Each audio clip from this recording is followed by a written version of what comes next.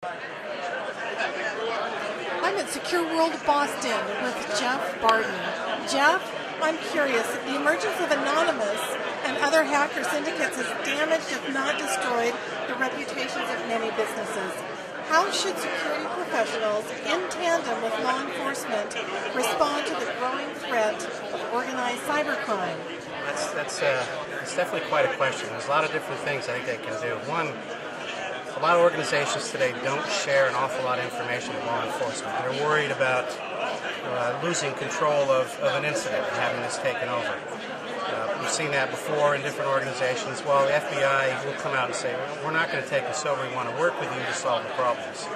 So a sharing of more information, not just during an incident, but the types of threats that they see on a daily basis within their security operations centers, sharing that information, maintaining anonymity to that is probably one factor.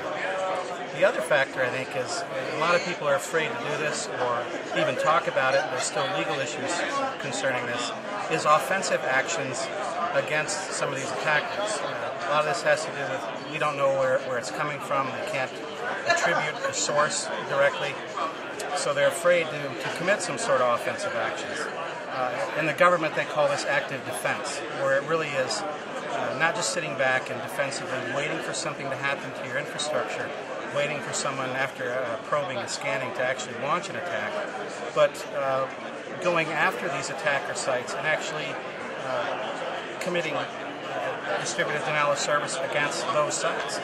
To this date, there isn't a whole lot of that, if any of that, going on. Therefore, they attack unimpeded. And so, to me, it's an interesting concept because legally people are still wrestling with it. On the other hand, counterintelligence, cyber counterintelligence operations and activities against those sources, I believe, is a strong method to reduce the number of attacks and at least slow down their attacks and also find out more about them. Now, there's a lot of things you have to do to make sure that you're not going to be discovered or where you're actually launching your offensive operations from, but it's something to consider, and it's something that's being considered in the government and in legal circles.